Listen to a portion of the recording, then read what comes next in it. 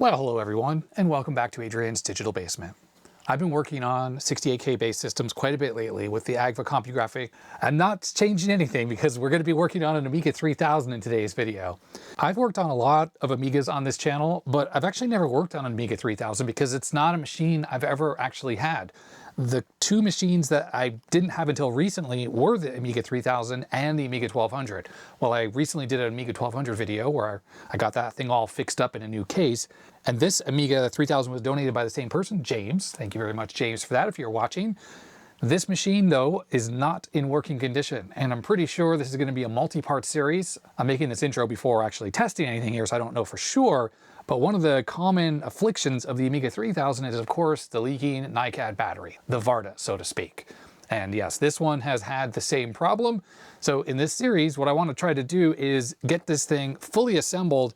And obviously, the first thing we're going to have to do is try to address the battery leakage issue that's happened on this board. And I've already done some preliminary cleanup and inspection, but it looks like there's definitely some bad traces and things that are going to need to be fixed. In addition, the entire computer is fully disassembled, so I have no idea if I have all the parts that go with it. I think in this cardboard box is the power supply and all the extra accessories. And we even have stuff like an IDE controller, and this is the riser card that gives it the slots, because the Amiga 3000 is a nice compact machine. So in this first part of the video series, we're going to take a look at, well, first off, what the Amiga 3000 actually is compared to the other Amigas in the Commodore Amiga line. And then we're going to dig into this battery damage here and see how bad it really is. And who knows, maybe in this first part, we'll get the machine actually to fire up. So with that said, without further ado, let's get right to it.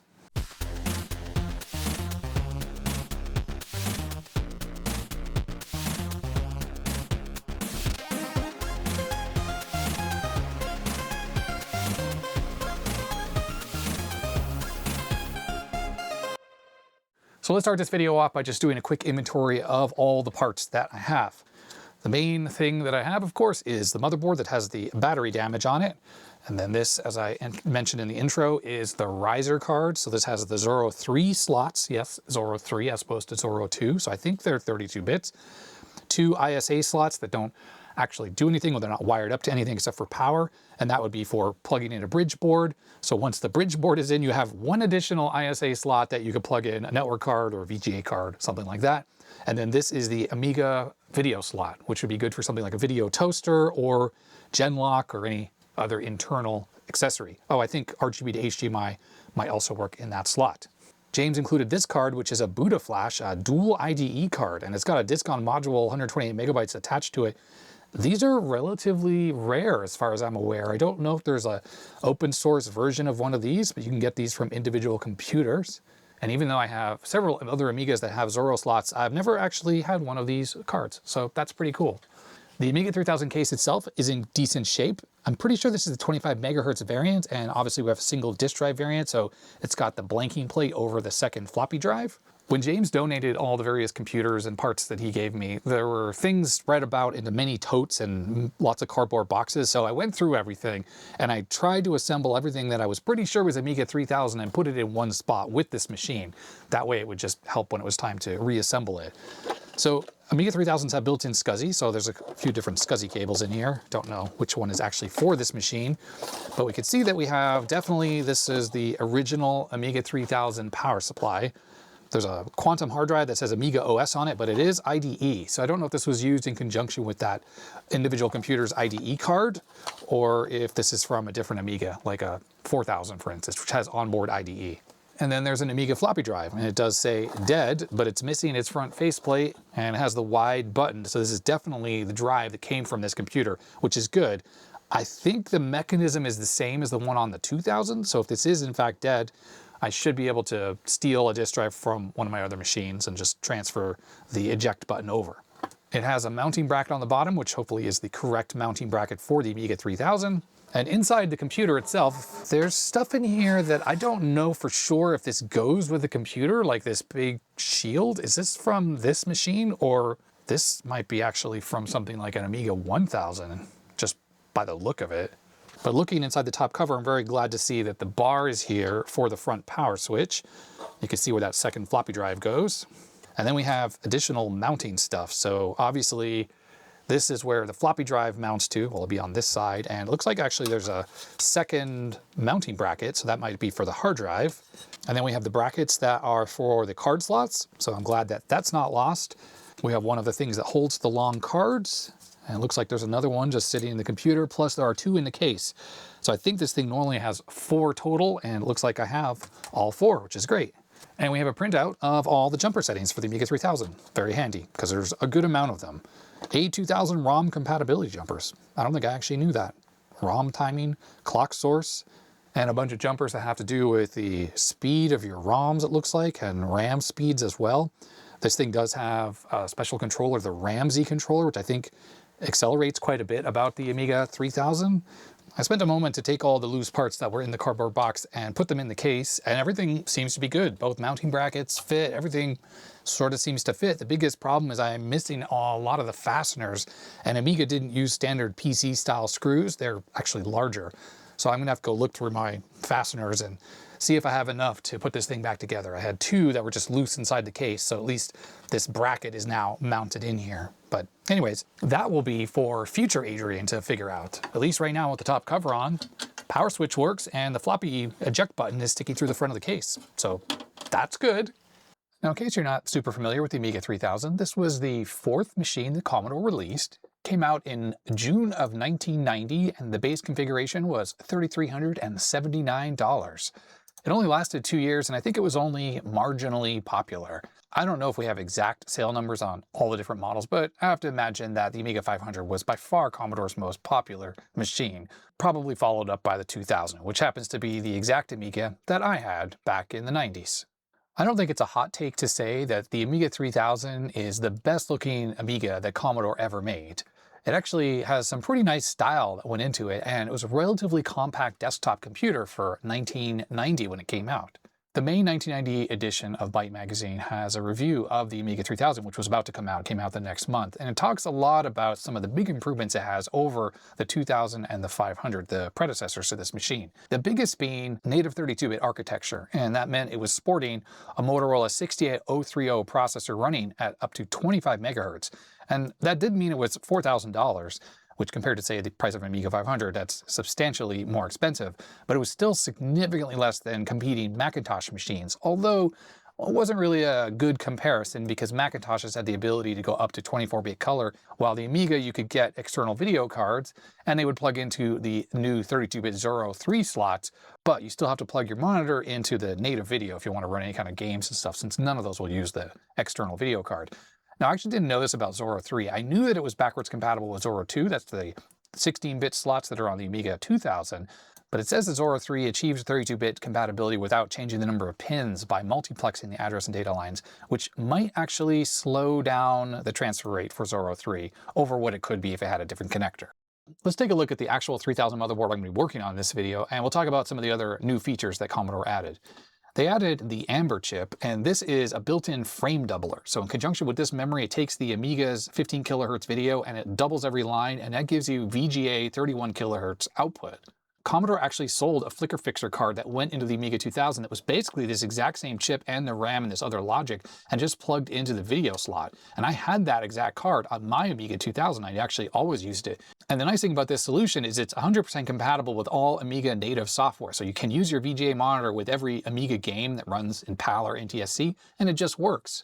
Over here, we can see this chip, which adds native SCSI support directly onto the motherboard. So before you had to add an extra Zorro 2 card to do that, well, no longer. It's now built into the motherboard.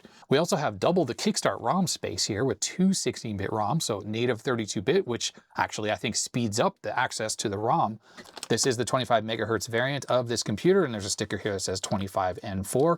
Which I think means 25 megahertz, and this does have 4 megabytes of RAM, and there is native support right on the motherboard for up to 16 megabytes, and this is 32-bit memory as well, but it is annoying they use these packages as opposed to just SIM sockets, because they could have installed SIM sockets, and in 1990 when they made this thing, SIM sockets were being widely used on many other computers. I don't know what Commodore was thinking with this exactly. These sockets, I assume, are for parity memory. The chips that are installed in here, each one of these is 4 bits wide, so you do need this many to have 32-bit memory. So if you're going to upgrade this thing, you have to buy 8 of these at a time. Over in this section is the chip memory, and there's currently 1 megabyte of chip memory installed, and you can have 2 megabytes. And this is where the system, even though it's 32-bit, like the processor has 32-bit data path to the RAM, well, the original Amiga chipset with the fat Agnes, we have Denise and Paula. I've removed those because of the battery leakage. This is still a 16-bit architecture. So the processor does have to interleave access to this system. And I think there is some speed ups that happen on this machine. I don't know if it's these PAL chips or which of the custom chips do this work, but the speed up is faster than on regular 16-bit Amigas just because of the fact that it's able to reduce the number of wait states due to the interleaved access to the ECS chipset. But it's still a lot slower to use this chip memory than to use the fast memory for program storage, stuff like that. The Amiga 3000 also added this custom IC, which is called Ramsey. And from the best of my understanding, this accelerates access to the 32-bit memory. We also have this DMAC IC up here, which I think is a DMA controller, just to sort of orchestrate the entire 32-bit operation of the system, again, to ensure maximum speed. On the top edge of the motherboard, it's pretty much a standard affair for any other Amiga, except you do have the VGA output, as I pointed out. You do have a toggle switch, and this is part of the flicker fixer. I can't remember exactly what this does. I think it disables this temporarily or something like that. This thing does use the same standard 9-pin connectors for the mouse and joystick, and the keyboard connector is exactly the same as on Amiga 2000. You can use an Amiga 2000 keyboard interchangeably with the 3000, so they didn't change anything there. And the only other big difference is, of course, the processor direct slot is now a 32-bit version versus the one on the 2000. I think this is the same slot that's used on the Amiga 4000, and that means that 040 accelerators that were for the 4000, I think they work on this machine as well. Although don't quote me on that because this is really the first Amiga 3000 I've ever worked on. And we can look at this section right here and we can see this is the Achilles heel of this machine. Unlike on the Amiga 2000, which has a similar leaking battery, that isn't near a whole lot. I mean, it's near the processor, but there's a lot more density going on with this motherboard. So the damage that happened from this leaky battery, well, we'll see how bad the actual damage is. At the minimum, I'm going to have to remove both of these sockets along with this socket because, well, they're kind of ruined, especially this one here is missing pins entirely. And I think once these sockets are gone, we should have a better idea of what exactly has gone wrong with this motherboard, because obviously things are still looking pretty crusty over here in this section.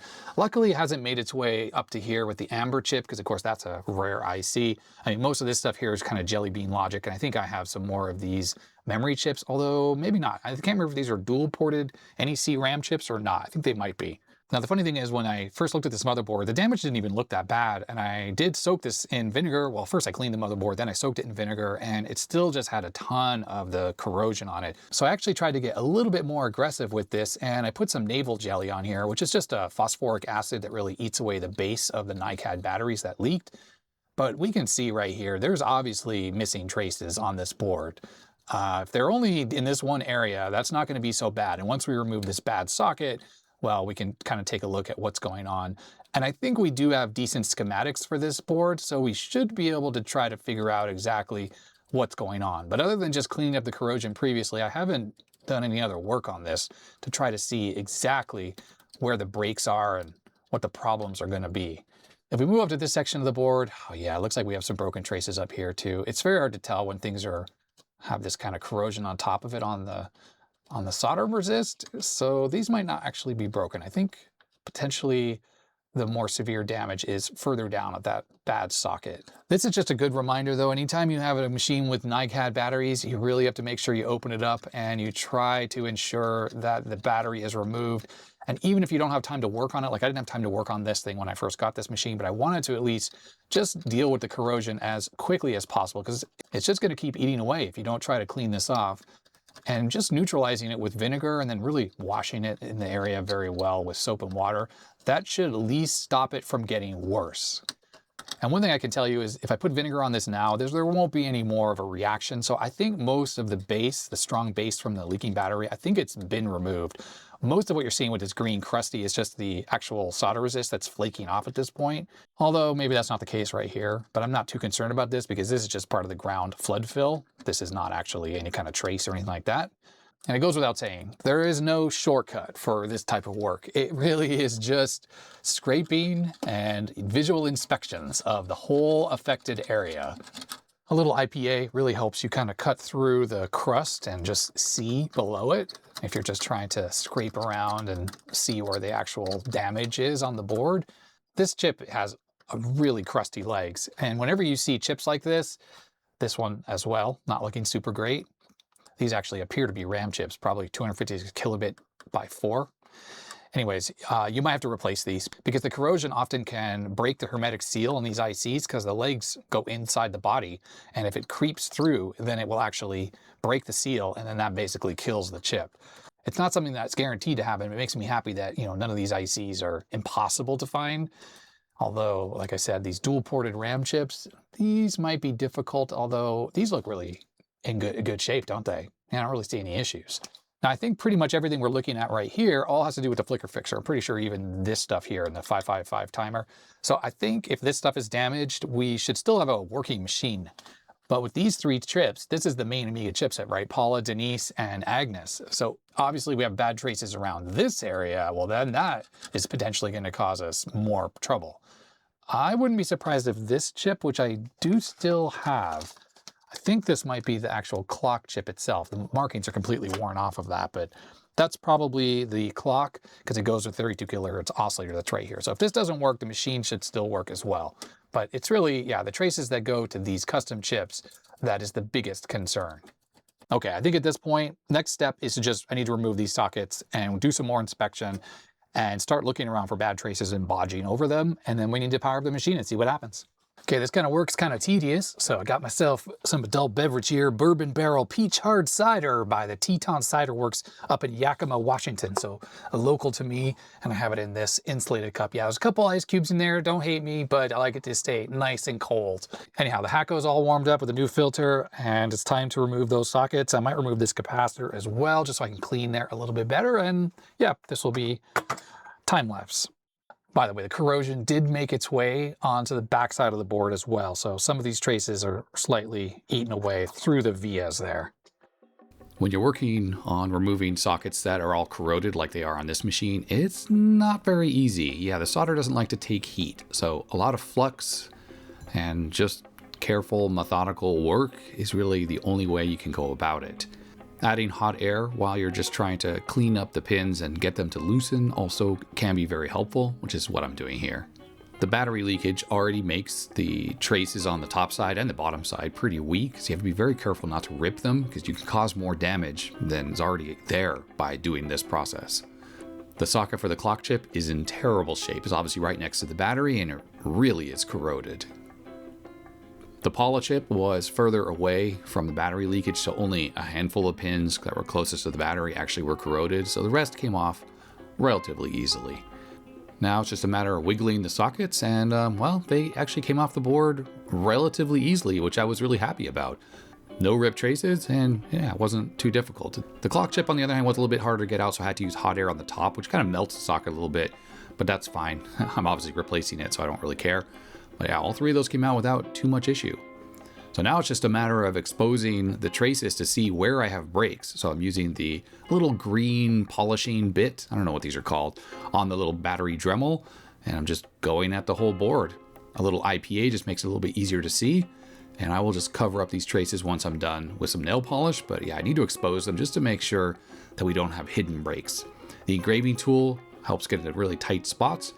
If you really want to do this perfectly, I got to remove all of these components and then completely remove all of the bubbling solder resist that's there so you can very carefully inspect all of the traces. If I had unlimited time, that's probably what I would do, but I have a schedule to keep with making videos and stuff like that, so I'm not going to do that.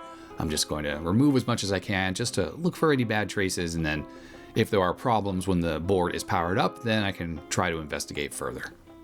All right, well, I've done a ton of scrubbing and rubbing and scratching and a little bit of nail polish painting on here just to try to get this into a shape where at least I could inspect just to figure out exactly what's going on. From the best of what I've been able to figure out, it seems that all the traces around the Denise chip and everything around the Paula chip is actually generally okay. Obviously, these 2 chips are necessary for the operation of the computer.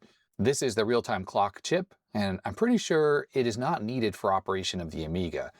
I don't think any traces are actually broken around here either. I haven't put any nail polish over this area just because I wasn't sure if I'd need to do some further tracing. But I did go through everything on the Denise and the Paula chip, and I checked every single hole, and anytime there's a trace like right there that goes to that component, I double checked everything was fine, and it's bad looking right now, but nothing was broken.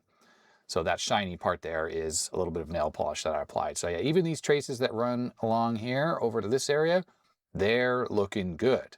Now all these components right here, and I've removed a capacitor and a couple resistors, these are all to do with the battery charging. So I'm not going to put a battery back on this board, so I don't care about replacing those. I don't think it's going to matter if I try to turn this thing on and this clock chip is not installed. Obviously I need to put sockets in to reinstall these two Amiga chips. And then all of this destruction in this area, this has to do with the flicker fixer. And boy, did I scrub and clean and try to get rid of all this corrosion and oxidation that's on here, but I really couldn't. Pouring more vinegar over this, I did do a quick test. There was no more reaction whatsoever. So this just looks really bad, but I don't think there's actual corrosion here. There is a little bit of green, crusty still under these components here, but I really, I'm not too concerned about that. That's just the flood fill area. Over here though, yeah, I'm pretty sure we do have some broken traces. There's at least one broken trace, and I think it's this via right there.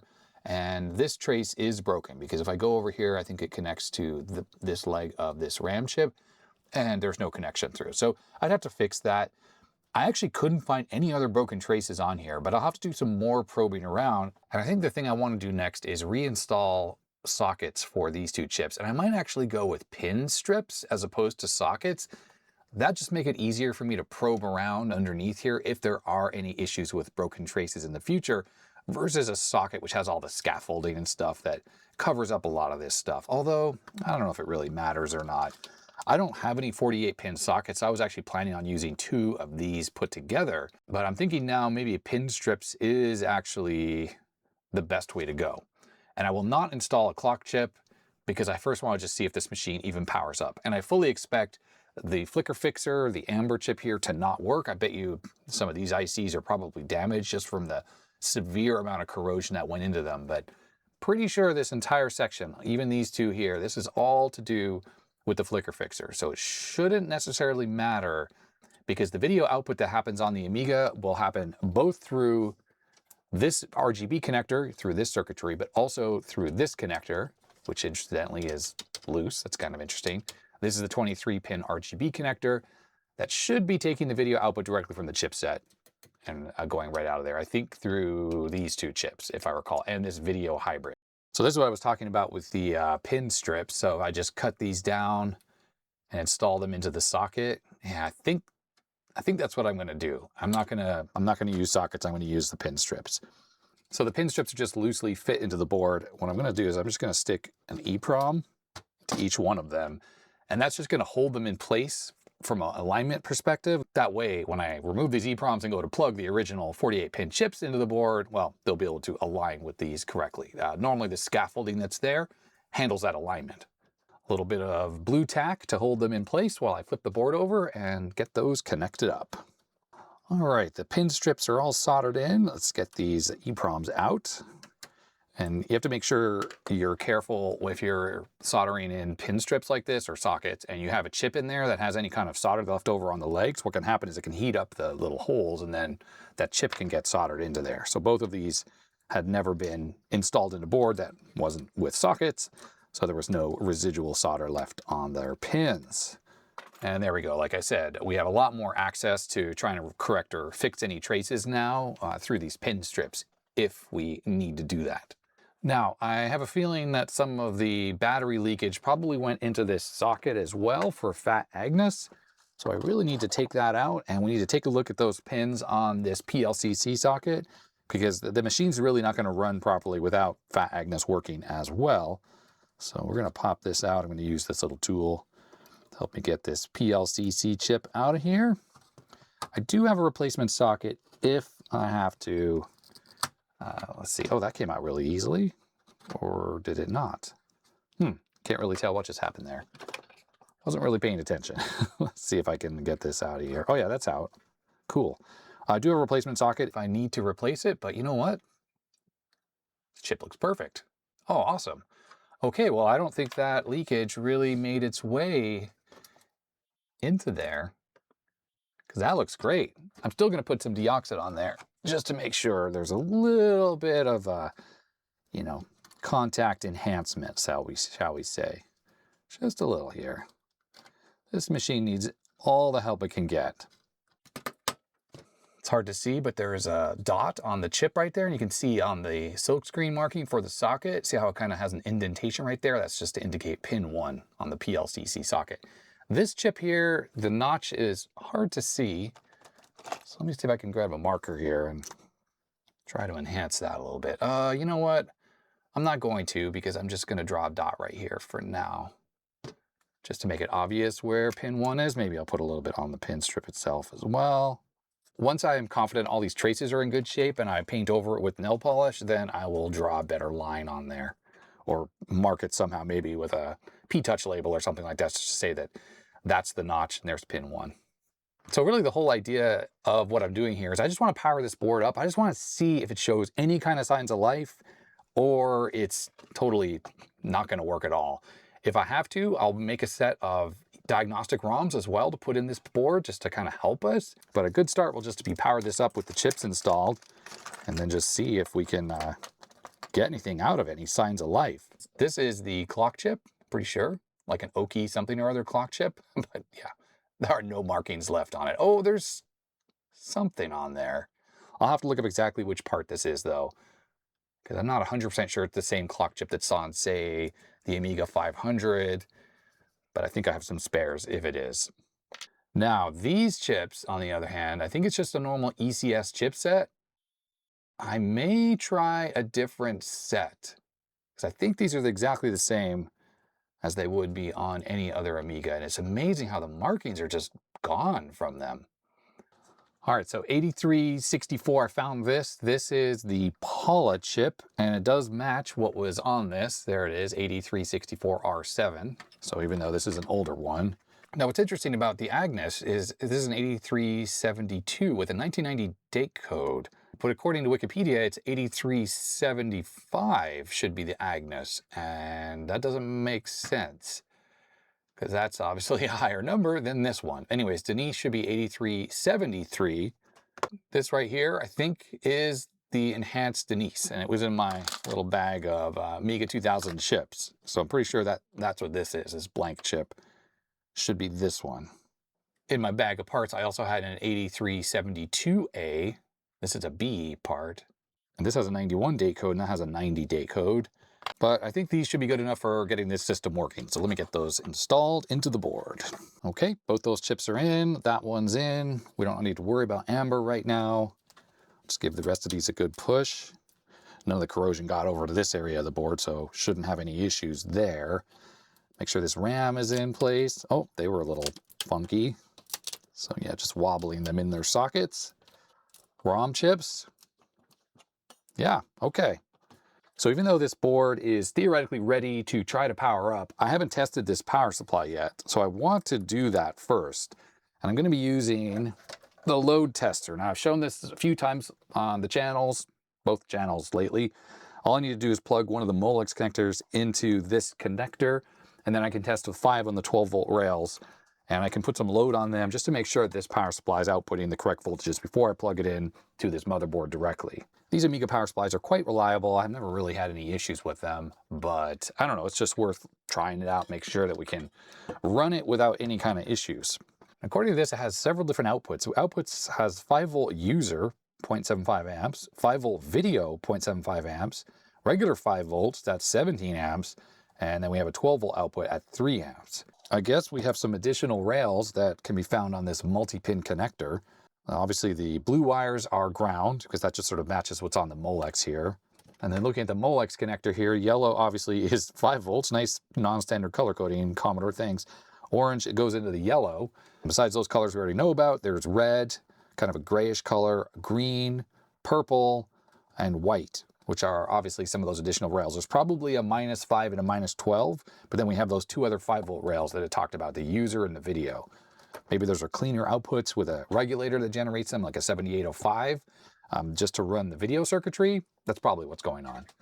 All right, so I'm going to turn down the current right now. So take a look at the P set. So it's set to 10 watts. And I'm going to do that on both of these. Oops, I keep selecting the wrong thing. So it's 10 watts on both channels, and we can turn that on. And I'll plug in some power into the power supply. It's focusing. Okay, here we go. I'm going to turn this on. 3, 2, 1. Yeah, okay, awesome. So we're getting a nice solid 5 volts. That's good. And we're getting 11.8 on the 12 volt rail. No problems whatsoever. While this runs, I'm just going to grab the multimeter so we can probe around those additional pins. See which ones are 5 volts and if they're outputting 5 volts correctly and stuff like that. Okay, so let's see what we see on here. So that's 12 volts. Minus 12, looking good. Here's the brown wire. I don't know what that's supposed to be. That's clearly not right. That might be a problem. This is a green wire, 4.9 volts, looks good. How about white wire, minus 5? What looked weird on here was the brown wire, 2.6. I wonder if this is like an AC waveform. Let's switch this to AC mode. Because maybe this is like for the clock calendar to keep time or something like that, like a 60 hertz signal. Oh yeah, I guess this is AC. I guess. Because it's measuring a voltage. If I go to one of the DC rails, we're not going to get anything on there. Yeah, I mean, kind of nothing. Okay, so that's probably fine. Again, the red wire, which is what this is, minus 12. Green wire, plus 5. White wire, minus 5. All looks good. Let's see, there's a purple wire over here. 5 volts as well. Those must be the two 5 volt rails. The purple wire and, what was it, the green wire? Yeah, green wire are both 5 volts. I think everything else on here is everything we know about. Okay, well, power supply appears to be working properly. It's fine, it's running the fan, it sounds good, and obviously nothing weird is happening with the voltage trails. Cool. So I'm just going to put down a mouse pad so this motherboard is not sitting directly on the bench, since the bench is kind of dirty. I cleaned it a little bit, but there are little bits of metal and stuff on there. So I just feel better when it has something underneath it like that. And the question is, does this cable even reach to the connector? Because normally the power supply sort of sits like this over the motherboard. So this cable is, this connector is in the middle. If we were on the edge, it'd be a lot easier. Now, to actually check to see if we have a video output, there's no composite video on the Amiga 3000, which is a little bit annoying because I like using that for testing. It's got the audio, and we have VGA, which I don't think is going to work anyways. And then we have the 23 pin, which I happen to have an adapter right here that goes to a regular VGA from that. So can get that plugged in there. And this connector goes to my Extron 300A.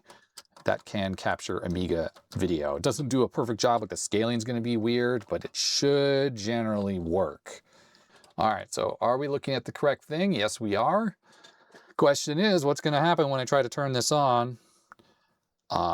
Make sure this chip is in correctly. It is. That chip is incorrectly. The clock chip is not installed, as I talked about.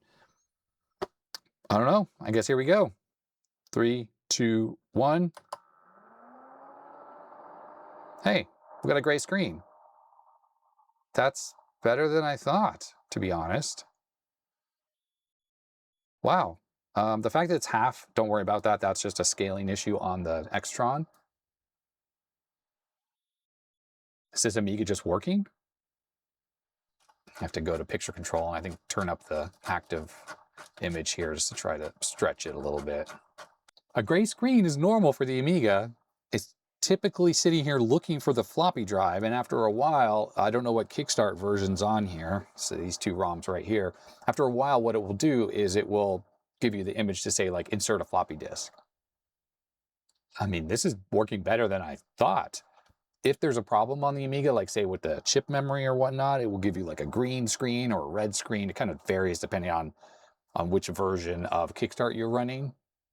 This says it's running 37.175. Yep, that's Kickstart 2.04. I may just write that onto the chip itself, just so I know for the future. Well, the fact is it's not actually showing anything here is not a good sign.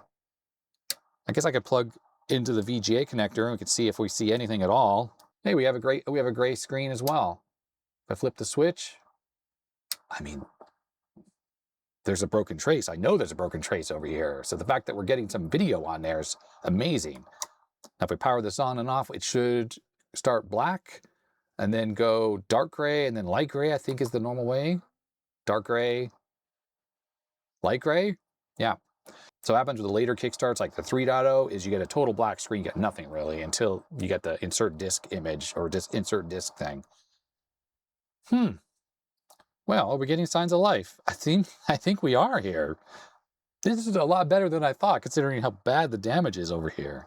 Now, I can't tell right now, by the way, I think it's in bypass mode with a switch in the up position. So that means the video output on this is exactly the same as the video output on that connector, you know, through this adapter that I have plugged in.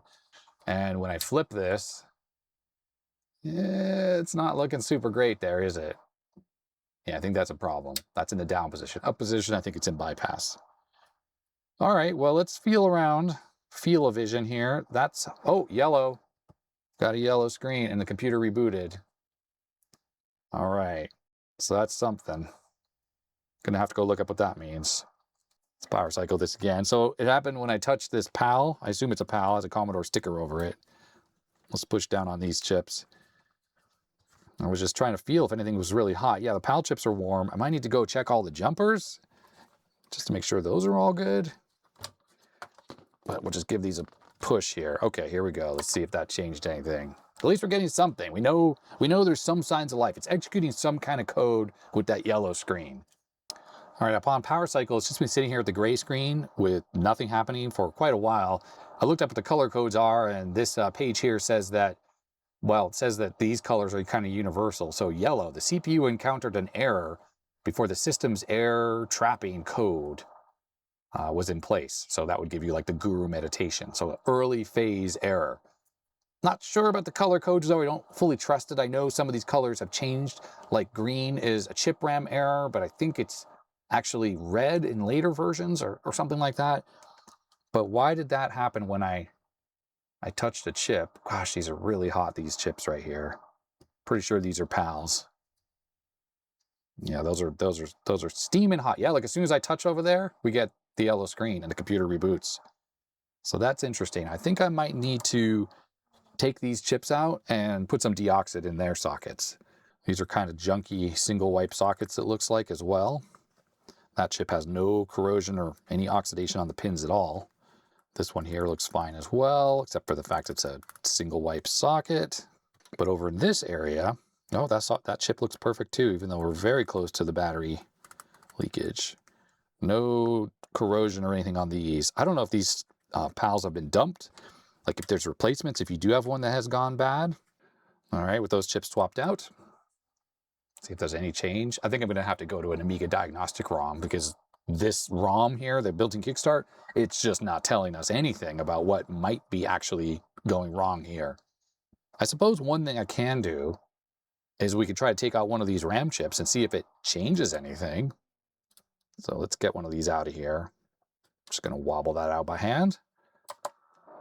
It's kind of not doing anything different, that is. Interesting, as soon as I touch over here, we get the yellow screen and the crash.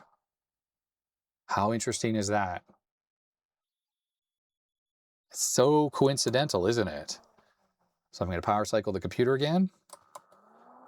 Sits there. I wasn't even pushing on that part of the board. I just touched that chip. So here we go, let's try again. Look at that. Okay. Well, that's not reassuring, is it? I'm going to put this RAM chip back in, though. That RAM chip's back in, and I'm just going to see if this crashing when I touch over there happens again. What if I touch some of the other chips? I'm just gently touching. So far, nothing.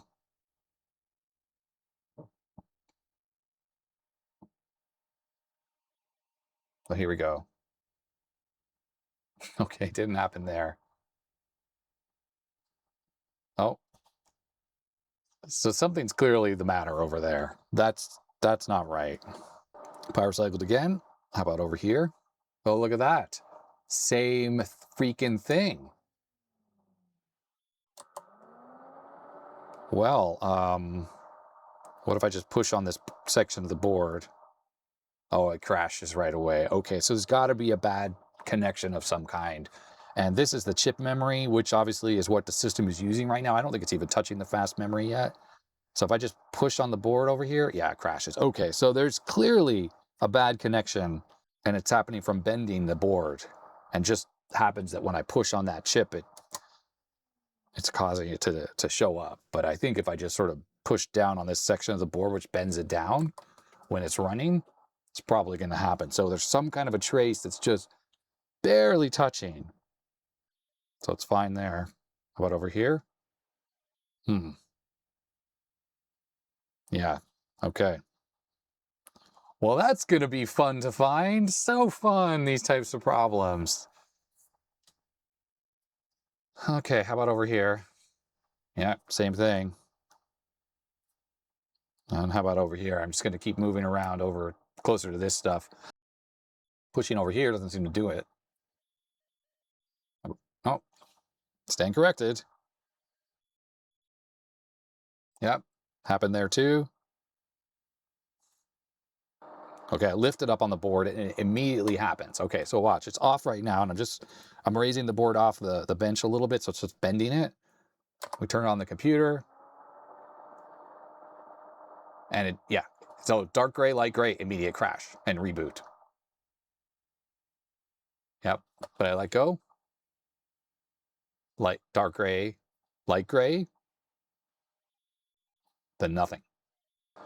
Right, power cycling again. All I can really hope is switching over to the Amiga diagnostic ROM gives me more insight into what's wrong here. Like it hopefully can run some code, output something from the serial port, because this is, yeah, that's not helpful. Especially when we looked at the error code, yellow, it just said error before the handler was installed, which would be the guru meditation thing. So some kind of a crash, like an address error or something like that. I suppose what I need to do first, though, is go find that jumper sheet and validate that all of the jumpers are set correctly on this board, because who knows, maybe, jumpers have been moved or fiddled with. Because I've learned my lesson on Amiga is that if you have any kind of issues with jumpers that are not set as you would expect, then you can have systems that don't run properly, like that act weird and crash like this. And we're in definite uncharted territory here. I don't know anything about the Amiga 3000, and even Amigas themselves. I'm not super great at troubleshooting and fixing them. So I'm just gonna try to find all of these, just go down the list and double check that they're in the correct orientation. And again, looking at this, I guess these are different configurations of Amigas, 01 through 04. Is this which one is this? On the back of the machine, it just says A3000. There's no dash, 01 through 04 at all.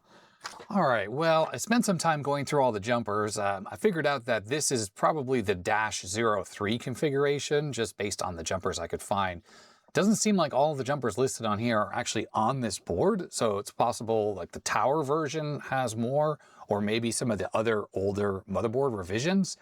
Also, the markings on the motherboard, and this doesn't really tell you anything here, they have little arrows on them. If you see right there, you can see the little pointy arrow. Well, that is pin 1, and pin 3, if it's a 3-pin jumper like this, is the square part. Whoever wrote up this helpful diagram back in the day didn't seem to write up the fact that pin 1 is the one that's on the pointy side. Either way, all of these jumpers were configured appropriately, the ones I could find at least. And then this jumper was the only one that was not configured correctly, J351.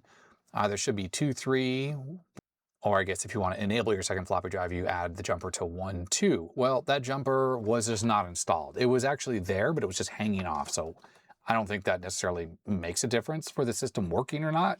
But I set it to 2.3, which should disable the second floppy drive, because there's no second floppy drive. I mean, there's no first floppy drive either, but anyways, there's a J495 on this board that's not listed on here. And then all the ones that don't have dashes next to them don't seem to exist on this board at all. This wasn't written by me, but this just confirms that the Paula is the 8364 R6, and the Denise chip is the 8373, which happens to be exactly what's here in the board. Now, when I turn on the computer, unfortunately, we're still not working. We're no better than we were.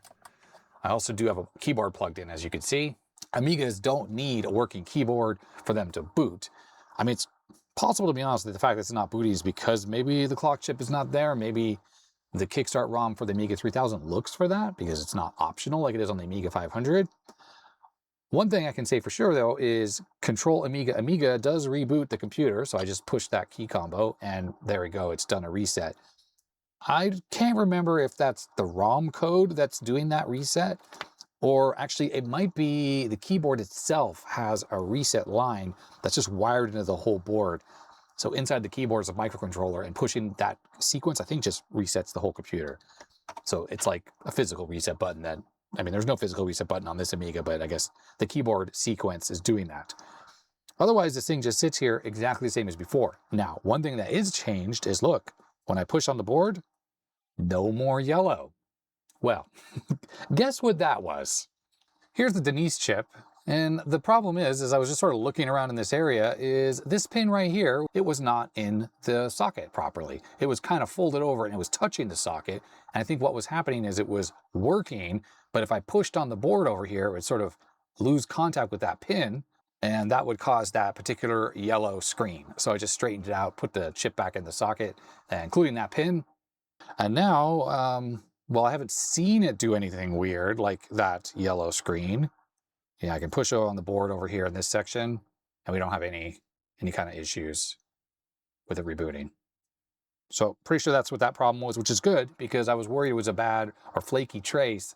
Those are extremely difficult to find. So, I mean, not to say that we don't have a broken trace still, which is what's keeping us from booting, but at least it's not boot looping anymore. We're not getting a yellow screen. We're just getting the solid gray screen. So I think it's time to try some diagnostic ROMs. And while I have a couple ROMs already made for other Amigas, like the Logica ROM, this is one diagnostic ROM for the Amiga 2000, and then I have just the Amiga Diag ROM, also for the 500 and the 2000. Those are 16-bit chips, and this thing does have a 32-bit bus, including to the ROMs. So here's the Diag ROM, the Amiga Diag ROM version 2, and it's been released and put on GitHub, and you can see just a few months ago. So you can download the zip, and inside that zip, we have a 32-bit version and a 16-bit version, along with a CD32 version. Now, because I don't have two EEPROMs that will work in here, I just now just this one blank one. I think the rest are in other Amigas. I have a couple of these chips. These are 27C800, so these are 1 meg each versus the 512K each that are on these on the motherboard, that is. And I'm pretty sure these chips are going to work in here. And to program them, you do need to have an adapter for your programmer, which is what's going on right here. So this connects like that. It's plugged in there and allows you to program the larger chips.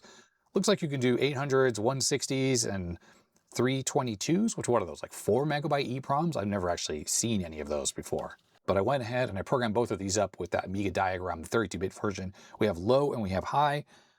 Which is which on here? Who knows? The chips on here just say ROM 1 and ROM 0. It doesn't say low and high. This is U181 and U180. I just wrote that on there so I could put those chips back easily without having to guess. It's funny removing these. I don't know if you can see that because of the glare.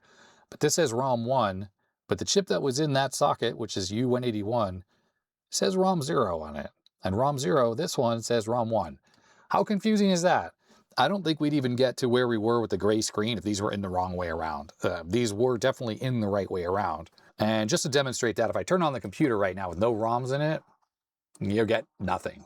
Just black screen. Nothing gets initialized. Okay, so to install these larger chips in here, all I need to do is just hang the 2 extra pins off the notch side. And then compared to the original chips that are in here, they have an extra address line on pin 1. So I'm just going to tie the address line to ground. So I'm just going to add these clips on there. Okay, I just clipped it onto right there. So that should set this to use the part of the EEPROM that's in the lower half. I did put the image on both halves. I have no idea which is low and which is high. So if this doesn't do anything, I'll just sort of swap these chips around. Let's see what this does. There might be flashing, maybe. Let's see. Okay, I must have them backwards because nothing's happening. Okay, with them swapped around with the high towards the back of the computer now. Let's make sure everything is in correctly. Yes, it is. Let's see if that does anything. Ah, yes, it's running. Awesome. Okay, well, this is a great sign, actually, everyone. Oh, look at that. We're getting some text even. Nice. Look, the diagnostics are up. They're freaking running. This computer's got signs of life. How awesome. I think this thing got reset here. I think it switched into PAL mode. And the settings on this thing kind of stick. So in other words, when it switched to PAL mode, even though I had made this change in NTSC, it had gone away. All right, I think that's good enough. You can kind of see what's going on. I'm using the keyboard here to navigate the menu, and it freaking works. Okay, so CPU 68030, chip RAM 1 megabyte, 4 megs of fast RAM. That's exactly what we should have. And then the base 00E, that might be cut off the edge, so I'm not too sure about that. Let's hit enter on system info. You know, with this keyboard, the enter key doesn't work very well. All right. Information of this machine. Dump all readable custom chipset hardware registers. Work memory. Yeah, we were definitely cut off there. Off the right side there. There should be more stuff that we're just not seeing. And that's the scan converter again. All right, one thing I'd like to try real quick is I'm just going to move the connection from the adapter here right into the VGA connector. It's not looking great there, is it? No, it's not. I don't think the scan converter is quite working properly. There's a small adjustment right here. I'm just curious what happens if I turn this. Does it have any effect? Oh, look at that. It did. There was one spot where it stopped jittering real quick. Okay, well, I can't get it back now. But with the switch in the other position, it looks like that. I don't have a real monitor hooked up, so I don't really know if the scan converter is just having an issue. So let's just go back to the other connector that's not having all these jittery problems. But yeah, clearly it's not working super great. But obviously the original RGB 15 kilohertz output, that's working fine. All right, well, let's run the memory test. I think the enter key on this keyboard does not work very well. Let's just see if it can pass some of the RAM checks on here. I'm excited that this machine is actually showing signs of life right now. And I was worried about like that yellow error we were getting, but that seemed to have gone away once I reseated the chip here without the bent pin. And we still don't have a good explanation of why the system is not giving me like the insert workbench disk, which I think it should be doing. But what I'm going to do now is I'm going to spend a little bit of time and just go through all the diagnostics here, just try the different RAM checks, check the sound and all the other stuff in here, and see if I can find any issues of, well, anything it's complaining about. As you can see right there, this RAM check for chip memory, that worked fine. After going through all the options in the Amiga diagram, everything works. The 4 megabytes of fast RAM, that tests perfectly. The 1 megabyte of chip memory, that already works. The Paula sound output's working perfectly, including the filter. I tested out the IRQs, the CIAs, the keyboard interface, that stuff is all working. I didn't bother testing the floppy drive because I don't have that connected up. It doesn't have a test for the real-time clock, but that's obviously not going to work because the clock chip is not in the board anyways. And all the graphics tests worked as well. So everything appears to be working perfectly inside the diagnostic ROM. But going back to Kickstart 2.04, which is currently what's in the board, that leaves us exactly where we were before with the light gray screen. And I've had this thing running for several minutes, by the way, and it's just sitting here at the light gray screen.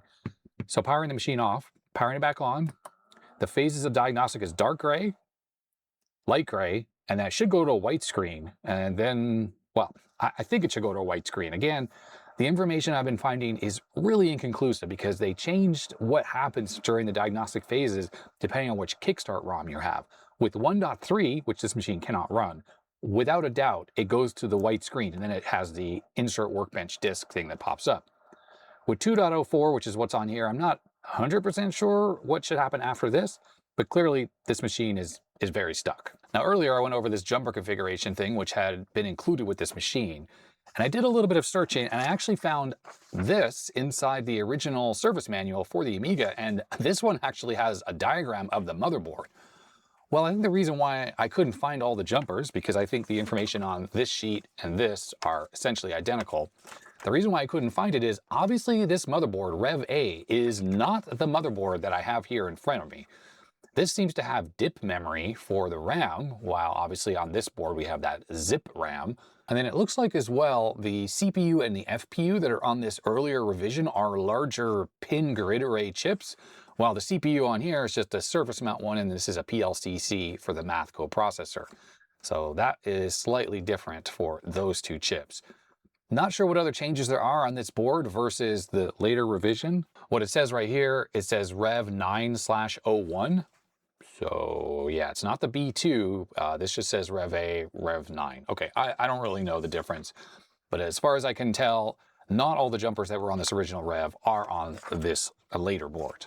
Now, while I had those schematics up, I decided to go through the various components for the real-time clock and the flicker fixer, or the amber circuitry, just to see which ICs were the ones that were relevant to both of these circuits, since I know there's a problem with the amber circuit and the real-time clock circuit as well. For the real-time clock circuit, there really are only two ICs that are relevant. So we have the clock chip itself, and then we have this address latch, 74LS174, and then we have some passive components.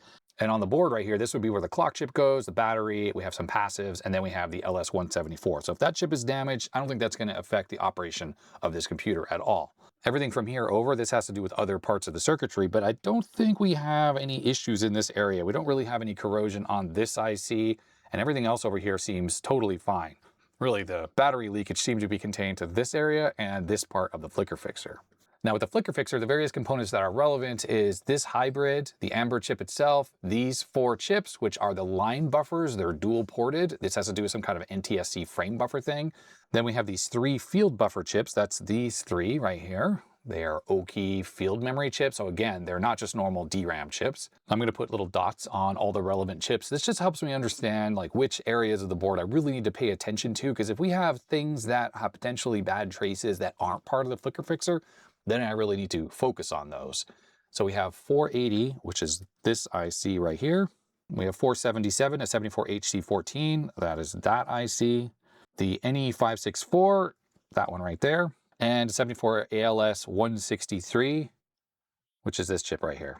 Okay, so just like I suspected, all of these components right here between my fingers, all of this stuff here, this has to do with the flicker fixer. So there's damage in here. It really shouldn't have any effect on the operation of the computer. This is a passive component as far as the Amiga operating system knows. It doesn't really know this thing exists. This is just taking the signals that come out of the video generation circuitry, which of course is the Denise chip, and it's doing some kind of line doubling and whatnot that's happening in here. That's why this connector here just totally works, because the output of Denise just goes through this and these transceivers here, and I think there's one other somewhere else on the board, and then that outputs the video signals through this. Now I did a little bit of reading and research just to try to figure out for sure if the Amiga 3000 can operate with the clock chip removed. I was able to find multiple posts from people saying you could take the real-time clock chip out of the 3000 and it would still work perfectly. In fact, the real-time clock chip on this machine does store some configuration variables, I think to do with the SCSI controller. So removing it from the board is actually a troubleshooting step in trying to fix booting problems where the computer might hang while booting. And people reported, yeah, removing the chip made the computer boot up properly once it was out of the board. So that's obviously not why we're hung up right now, because that chip is removed from the board. And if you happen to be wondering if maybe it's that little logic IC that sits next to the clock chip, I think that was the LS174, that could somehow be hanging up the computer. But if we go to the schematics, we can see that that's not going to be the case. This is simply an address latch that takes address line 2, 3, 4, and 5, and then sends those over to the clock chip, which isn't installed in the board right now. So the computer would have no way to know if that chip wasn't there. Like say the chip was damaged, it wouldn't really know that. There's a real-time clock read and write signal that comes from somewhere else on the board, like one of the custom chips. It could be one of the 8520s, to be honest, that drives this. And then we have data lines that go to it, but those data lines are also shared with the ROM chips, and our ROM chips are working perfectly. So we know that there's no trouble with the data lines whatsoever. All the other components around the clock chip have to do with the battery and the charging for the battery, and of course the actual crystal itself, 32 kilohertz crystal that keeps the time. There's also this signal that says fail, but this is an input to this chip because it's just one of the chip select lines. So again, that has nothing to do with anything. And there's an alarm signal that comes out of the clock chip, but that doesn't go to anything. That's just pulled up to 5 volts. So without a doubt, the clock chip circuit, the anecdotal reports I saw on the internet, plus looking at the schematics, there's no way not having this in the board would have any effect on, well, anything. And then here is the flicker fixer circuit on this Amiga 3000. And again, this is a completely passive circuit. So if any of these RAM chips or whatever these things are, frame buffer chips, were damaged, that wouldn't have any negative effect on the operation of the computer. Basically what's happening with the Amber chip is it's taking the inputs that are coming from the Denise and it sort of samples those, and then it routes those along with these other like clock signals and stuff like that over to these frame buffer chips. This is what's kind of creating the line doubling that's happening. And I think those go back into the Amber chip, and then the Amber chip is able to select via this bypass switch right here, and the video hybrid, the actual RGB output that's going to the D-sub connector. So again, any kind of damage in this part of the board, that won't cause any problems with the Amiga either. All right, so what does that really leave me? Well, unfortunately, I'm kind of stuck. I'm grasping at straws here because the Workbench or Kickstart 2.04 ROMs, I don't have any good information on what it's actually doing during those diagnostic phases. I don't know for sure if it should really go to a white screen, but either way, I don't really know what it's doing while it gets stuck in that light gray screen that we're getting. And therefore, I don't even know where to go. And since the Amiga diagram just works and has no issues whatsoever, that's not giving me any help either. So again, I'm just sort of grasping at straws. I'm curious to know if there's a disassembly of the Kickstart 2.04 ROMs that will detail exactly what's going on during all the different phases of the boot process until it gets to the point where it's like insert a disk. If that were to exist, that would explain exactly what's happening in the light gray phase of that boot process, then I could at least start to try to poke around the different areas of the board to try to figure out what's going on. Now, someone did mention to me that they saw similar symptoms to this, where Kickstart wasn't able to kind of get to the insert disk phase, but yet the Amiga diagram was working. And in their case, I think it was Amiga 2000, it was the Buster IC. And the Buster IC is like a bus arbitration chip. I think it creates the Zorro slots. And I think this has a Super Buster, which allows us to create those 32-bit Zorro slots. So maybe that chip is somehow, I don't know, inhibiting the boot process. So I wonder if I should go find that chip on the board. It's probably a PLCC chip in a socket, take it out, put deoxit in there, see if that makes any difference at all. And here's the chip, by the way, it's U700. It's the Fat Buster chip. And yes, I'm pretty sure this has to do kind of like with bus arbitration. Let's just look at what signals are kind of going in and coming out of this thing. Yeah, we have size stuff, the DSAC lines. DSAC are used by the 68030 and the 020. And if you recall my AGFA videos, this has to do with like bus cycle timing and how you can like stretch cycles and slow down the processor for slow peripherals. When there are issues with those signals, which are probably being generated by FatBuster, or at least it has something to do with them, and there's also like a DTAC line and MTAC lines, all of these types of lines, if any of those are kind of getting funny for a little while, it can cause the CPU to freeze, which maybe is what's happening. Although, remember before when it was getting stuck at the light gray screen and I had that one pin that wasn't in the Denise socket properly, and I touched the motherboard, it would then go to a yellow screen. So it was like it was still executing code. It wasn't like the computer was totally stuck. It was just sitting there waiting for something that it wasn't finding, and then it would crash. So I don't know if the machine's really stuck or what, but like I said, I'm grasping at straws here because I just don't know what's happening at this phase of the boot process. And I tried to do as much Googling as I could just to try various things. And like, for instance, here's an article on Zimmers.net that sort of talks about the boot process. But again, this doesn't even say which version of the Kickstart this is, and doesn't even mention the screen colors. Change screen color. Check software is coming up okay. Change the screen color again. Like, well, I don't know. I don't know what's happening here.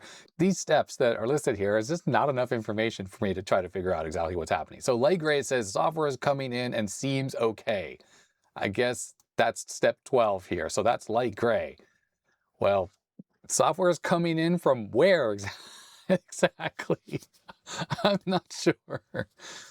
I can't fault the author of this post simply because they were just gathering up stuff from other various sources, it says here. But if anyone wants to take a stab at what's happening exactly in this 12th step in Kickstart 2.04, then please do. That would be super helpful. And it does say white initialization test has passed. Again, I know for a fact like Kickstart 3 has a black screen until you get to the insert disk thing. So the color stuff that's happening here, like dark gray, light gray, it's not even relevant. And I don't remember off the top of my head if 2.04 follows these conventions. I'm positive that 1.3 does, but I just don't know about 2.04. And there's nothing in this post from 2017 that really mentions exactly like which Kickstarts this applies to. Anyhow, I think what I'm going to try to do is, this is the Fat Buster chip. It does say Fat Buster right there. So let's take Fat Buster out and let's try some deoxit in the socket. I just put a big scratch on top of Fat Buster. I always do that with these PLCC removal tools. I don't think there's any damage done. It's just cosmetic. All right, so there's Fat Buster out of the board. I guess we can see what happens if I turn it on with this chip out altogether. I doubt the machine will work, but I don't know.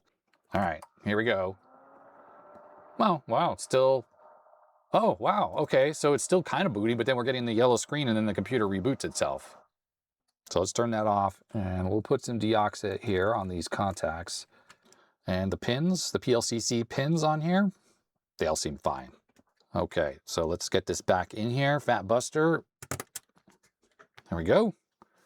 With some deoxit in tow, turn it on. As far as I'm aware, this chip is only used on the Amiga 3000. And yeah, and that didn't seem to make any difference whatsoever. So what else do we have here? So we have the DMAC controller. This has to do with the SCSI controller, like something to do with DMA, and this is actually connected to the SCSI IC, the data lines on it. So it takes the 32-bit system and hooks it up to the 8-bit SCSI controller.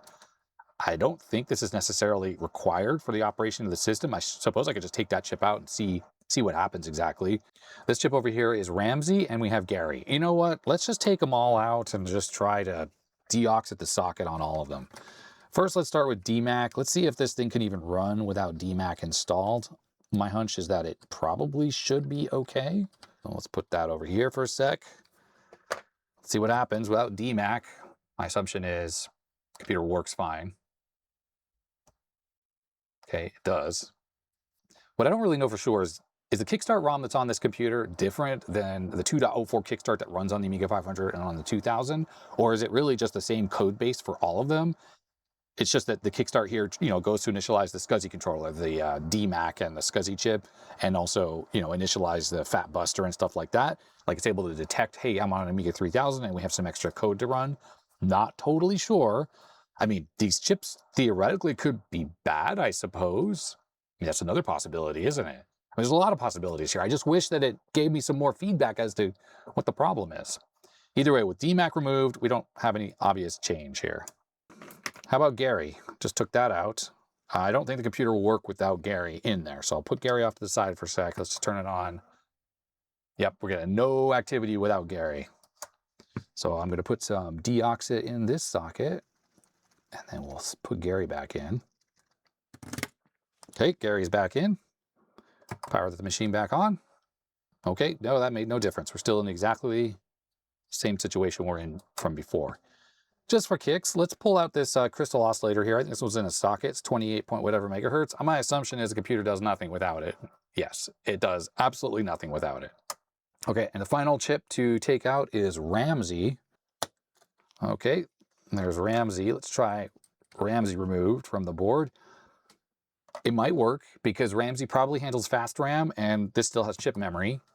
Yeah, look, it's still working. I just have a feeling we'll have 0 fast RAM without Ramsey installed.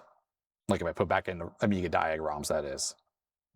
Well, I can tell you the RAM was working fine anyways. The diags ran through multiple passes of fast RAM tests, which of course is everything that Ramsey handles. So we'll put some deoxit there and we'll get Ramsey back installed.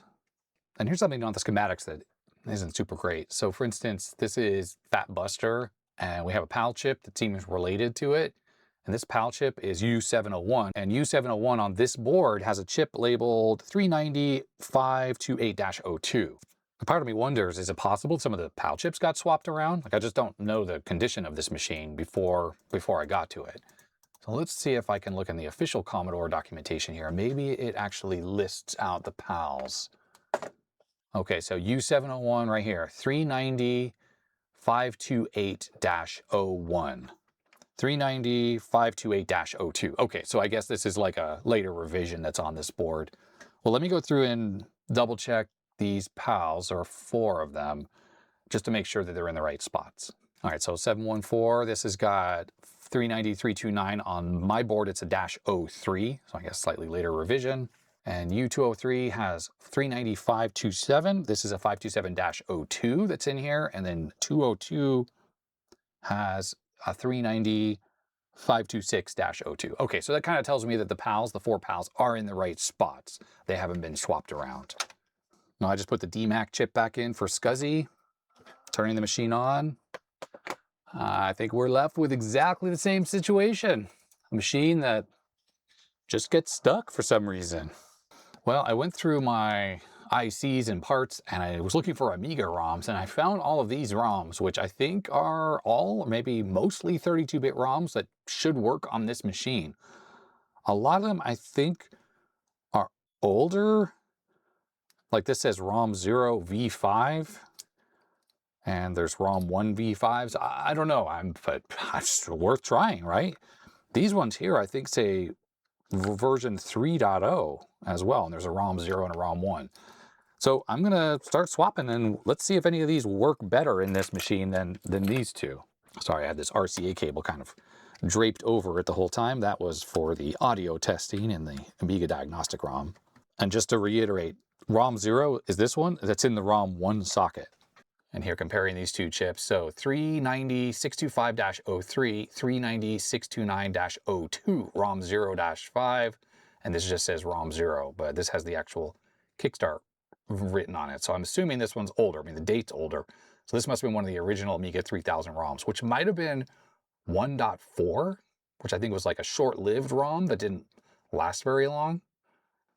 Some of these have bent pins on them because they are just in an anti-static bag. So I have to inspect them carefully before I install them in the board.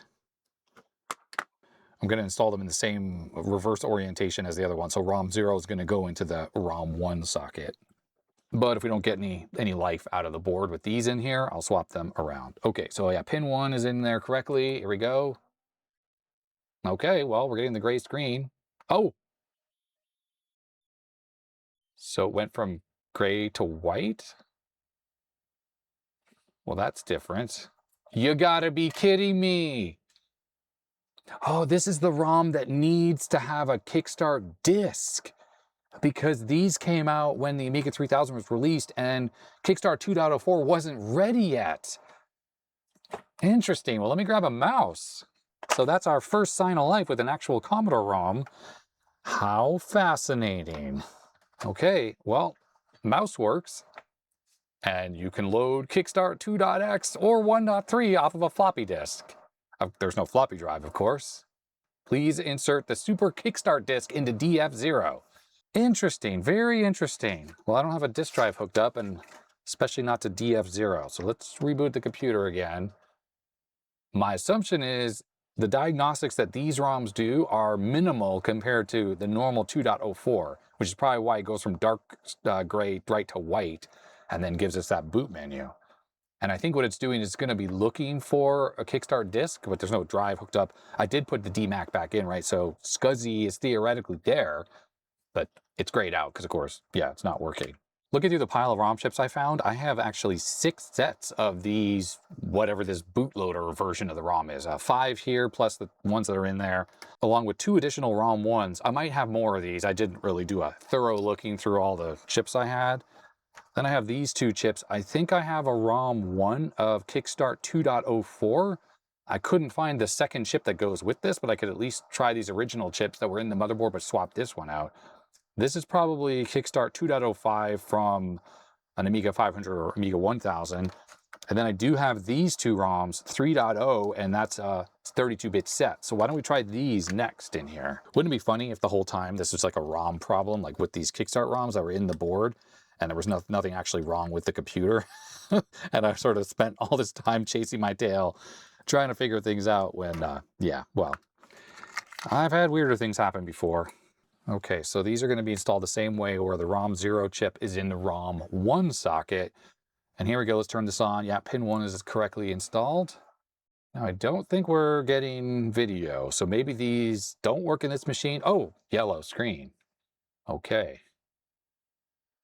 So they do work. Although it's quite possible these are for an Amiga 4000, and maybe they're trying to initialize this system with AGA chipset, which of course it doesn't have. The black screen instead of the gray screen is normal for 3.0 and higher. It seems to be...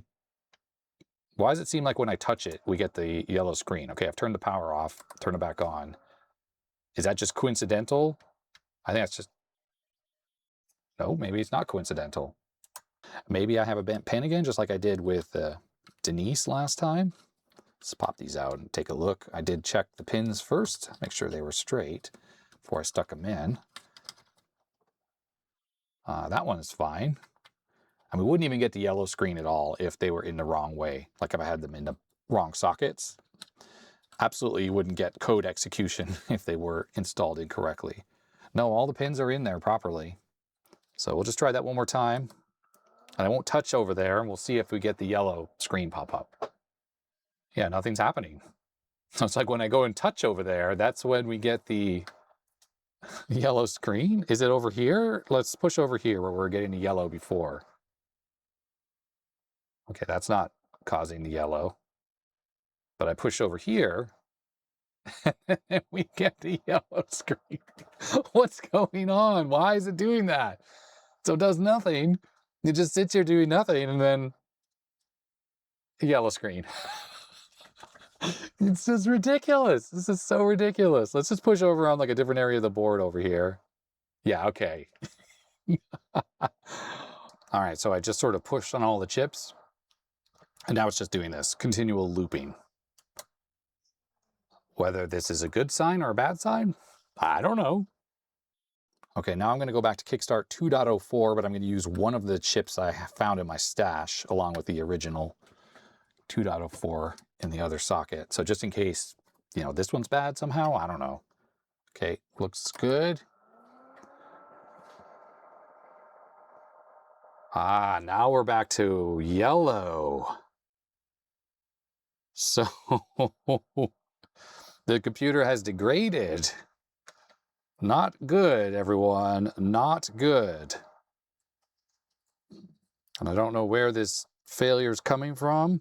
Before it was over in this area, but then I push over here. Yeah, okay. So we have more problems. This board is definitely messed up. All right, well, I think this is going to be a good time or good spot to end because I don't even know what I'm doing here. This is going off the rails. We're getting from bad to worse with this Amiga 3000. I have to admit, and you probably could tell, I'm a little bit frustrated just not knowing what these colors mean, what's really happening here. There's just no information. And for me personally, I hate nothing more than just randomly grasping at straws trying to figure out like what's wrong with the system. That to me is the worst type of diagnosing. And right now it feels like that's what I've been doing, and I've made this computer worse by taking out these chips and putting them back into their sockets. So let's just think of this video as a little bit of a cry for help to any of the Amiga experts out there who have seen symptoms like this machine is experiencing and can give me some pointers as to what might be causing this machine to do this. I'm thinking right now that this yellow screen problem I'm experiencing is probably something to do with me removing these chips and putting them back in. So probably I just need to do that again, maybe add some more deoxit, and we'll probably get back to where we were before, where the machine was just getting stuck at the light gray screen. Beyond that, I'm probably going to need a better diagnostic ROM for this.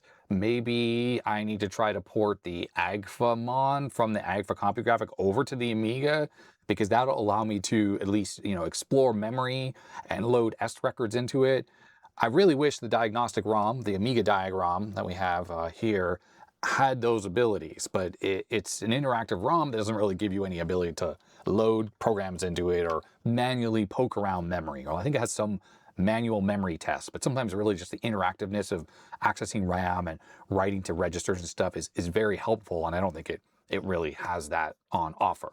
So I guess for now, I'm gonna leave this machine and hope that when this video goes live, so people will have some amazing insight into pointing me towards what might actually be wrong with this computer, so I can kind of go on from there.